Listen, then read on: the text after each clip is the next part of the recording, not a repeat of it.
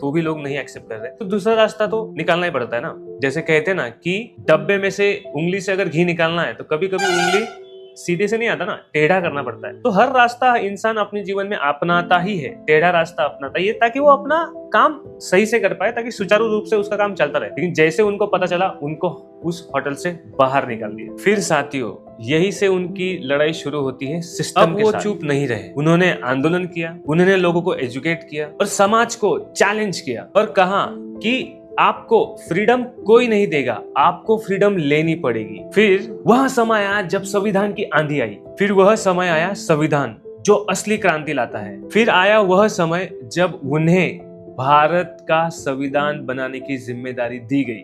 साथियों, उन्होंने एक ऐसा सिस्टम बनाया जहां पे सब बराबर है, सब इक्वल है, जहां डिस्क्रिमिनेशन ही इलीगल है। यानी कि अगर आप किसी को भेदभाव की भावना से बात करते हैं, देखते हैं या किसी को प्रताड़ित करते हैं तो वह इलीगल माना जाता है।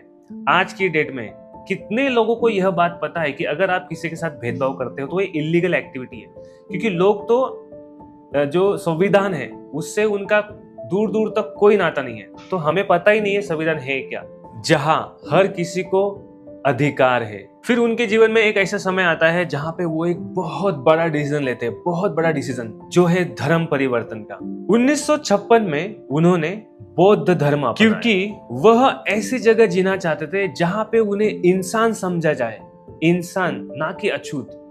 क्योंकि हमारे समाज ने अछूत को तो एक कीड़े मकोड़े की तरह ट्रीट करने का निर्णय ले ही लिया है, तो उसमें तो जीना तो इम्पॉसिबल है। क्योंकि लोग जब इंसान को इंसान ही नहीं समझेंगे तो हम वहां पे कैसे इंसान की तरह रह पाएंगे। जैसे मैंने मेरे प्रीवियस वीडियो में आपको कहा था कि एक बीज को अगर कांच के डब्बे में आप रखते हैं तो वह सुरक्षित रहता है, सेफ है।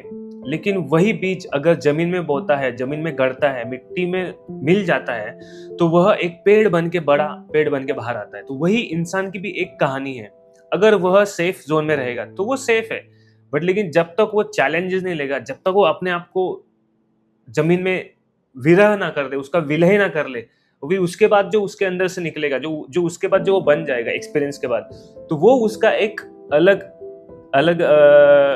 ऑरा होगा, अलग आइडेंटिटी होगी, अलग वो सेल्फ अवेयर से भरा होगा, वो सेल्फ लव से भरा होगा, वो सेल्फ उसके लाइफ के एक्सपीरियंस से वो भरा होगा। तब उसको छोटे छोटे जो लोग ज्ञान देने लग आ जाएंगे ना, उनके लिए वो तो सिर्फ एक कान से सुनो और एक कान से निकालो, यही रहने वाला है। तो इसीलिए जिंदगी में अपने आप को झोंक दो, आगे बढ़ा दो। मतलब एक छोटा सा बीच की कहानी जो मैंने आपको बताया था कि जब तक आप अपने आप को चैलेंजेस में नहीं ढकेलोगे ना, तब तक आपको पता ही नहीं चलने वाला जिंदगी। और मैं इस कहानी को आपके साथ में इसलिए शेयर कर